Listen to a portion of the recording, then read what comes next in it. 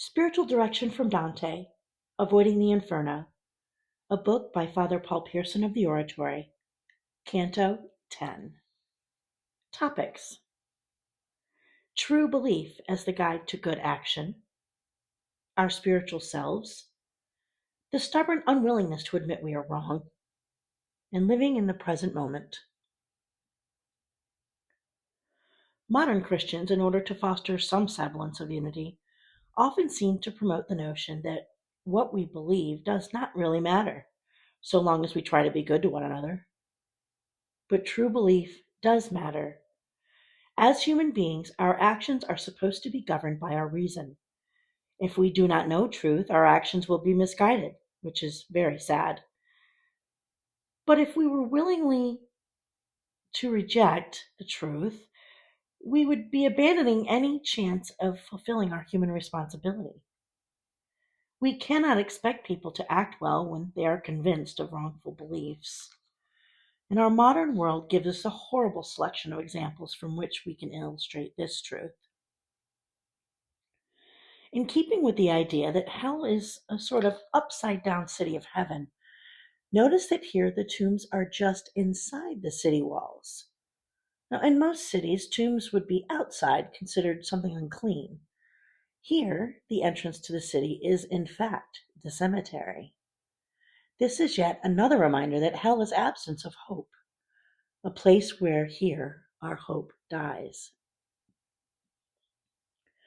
At the time of the resurrection of the body, Christ promises us that he will raise us from our tombs.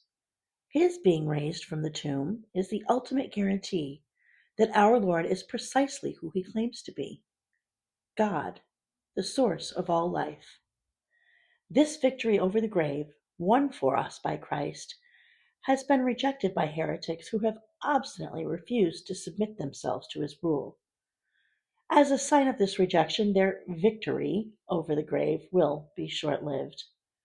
When our bodies are liberated from the tomb at the time of the final judgment, the souls of the heretics will receive their bodies only to lead them back to the tomb and have their tombs sealed permanently. They have rejected victory over the grave. Materialists hold that material reality is the only reality.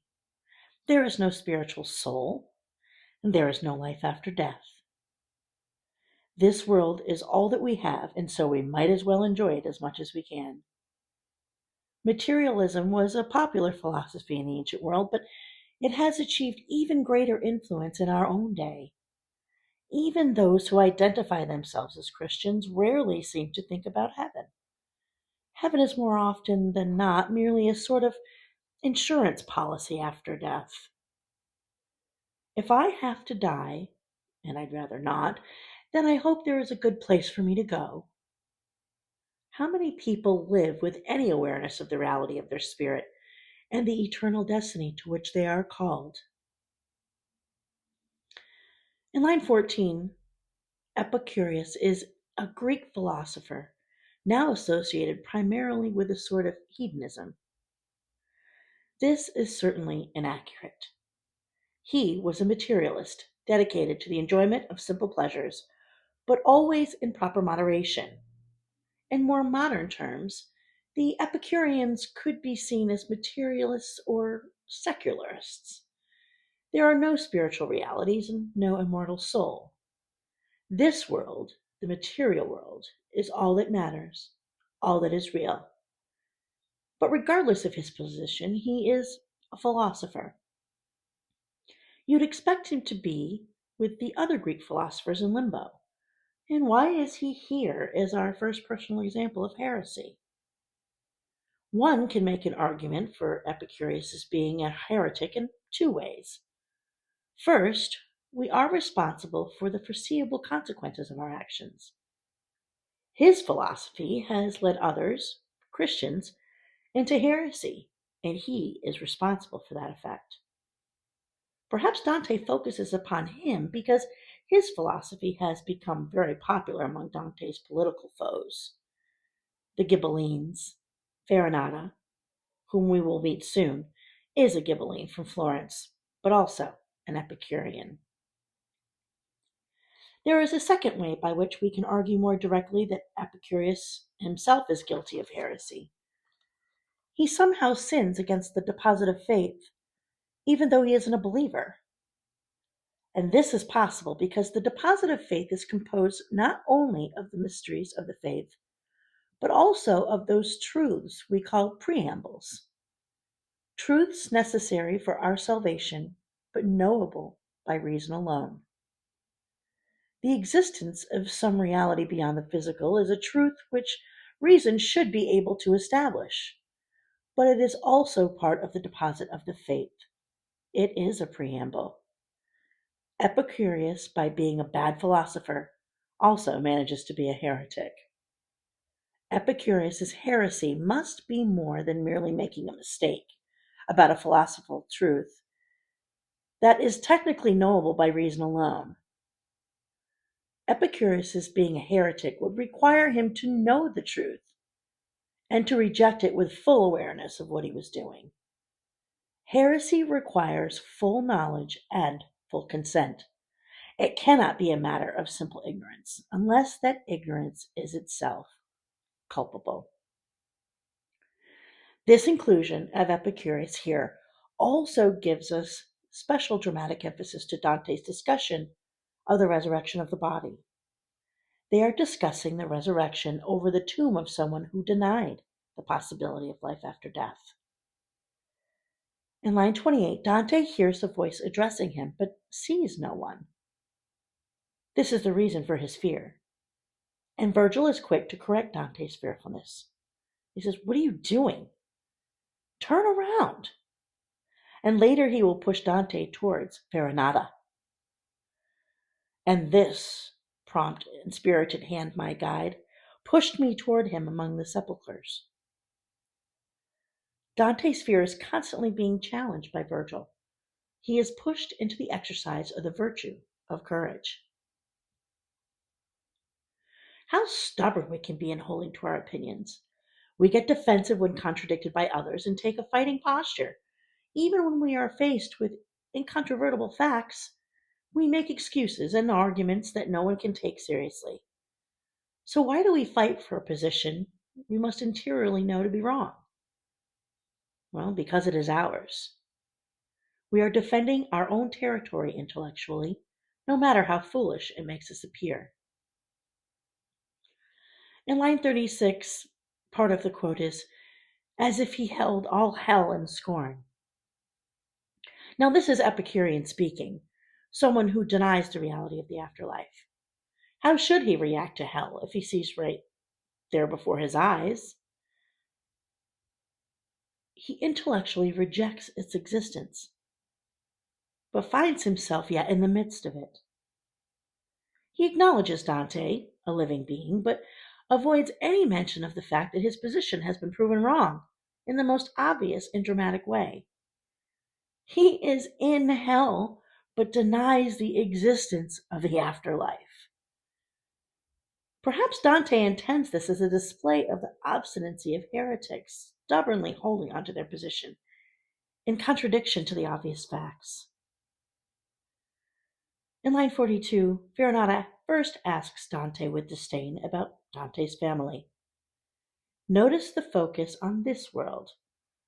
Someone who believes that this life is all that there is sees our families as the only real source of immortality. The disdain Farinata shows Dante is probably on political grounds. And family associations and political associations are intimately wound up together. Remember, Farinata is both an Epicurean and a Ghibelline. No wonder he looks down on Dante. But Dante is bold here.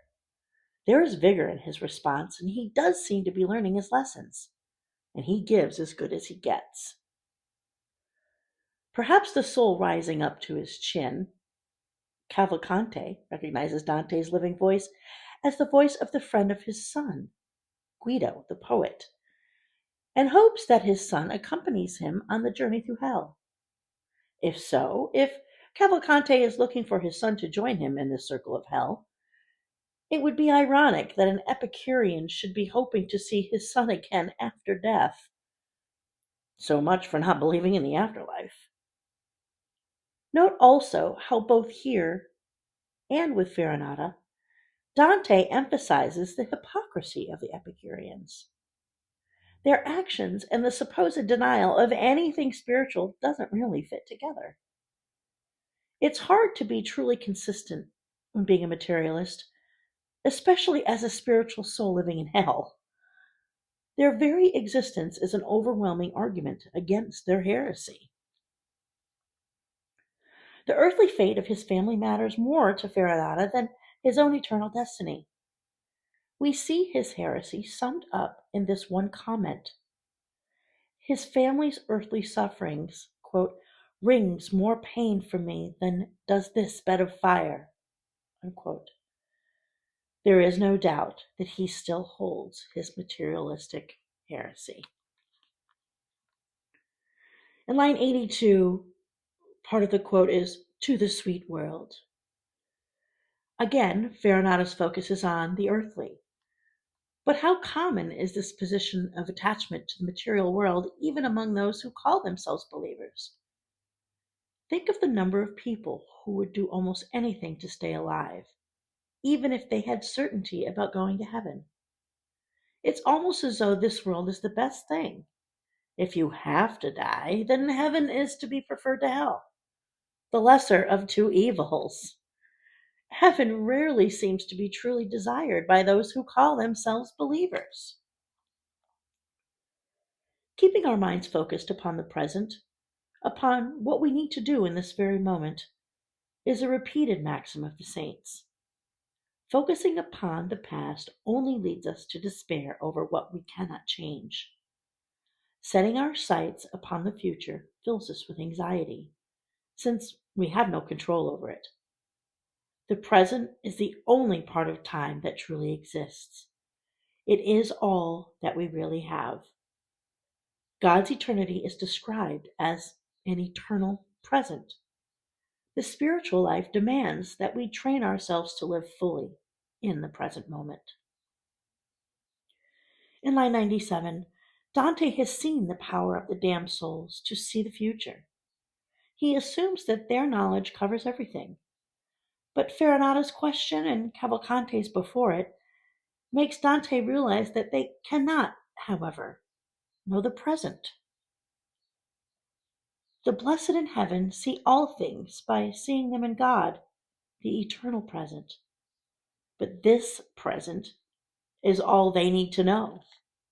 For in knowing Him, they know everything. But the present is the one thing the damned cannot see. Because of this, Dante has something that souls in hell want: knowledge of the present. He will use this commodity to his advantage, doling out information when he needs something from the souls. The strange knowledge of the damned is more than just a clever inversion of the beatific vision of the blessed in heaven, who see all things in the all-present God. It is part of the punishment of hell. As time comes to an end, there is no more future, only the past and present. Those in hell are trapped entirely in the past, looking back at a life they can no longer enjoy. They are petrified in the past, while the blessed see all of time in God's totum simul existence. The life of the damned is narrowing, like the closing of the lid of the tombs of the heretics, while that of the blessed is opening out. Evermore dead will be all our knowledge from the time the future ends, and judgment shuts the door. Dante's awareness of the state of knowledge of the damned moves him to compassion for Cavalcante. He is, after all, his friend's father. Dante wants him to know that his son Guido is still alive. Justice is making him suffer enough. Falsehood and deceit, even if unintended, should not be added to this burden. The punishments of hell are an action of justice, not cruelty. Dante emphasizes the vast number of those who have followed this materialist heresy. Here, at the beginning of the Renaissance, he already sees in his contemporary society the danger of focusing one's full attention on purely natural goods. In these thoughts and social criticisms, Dante seems more medieval than Renaissance. But the life he has been living up until his journey to hell is definitely the life of a Renaissance poet. He seems to be calling into question this overarching focus on the human, the rational, and the worldly. And he does this by simple literary device of giving his exclusive attention in this circle of the heretics to one heresy, that of the Epicureans.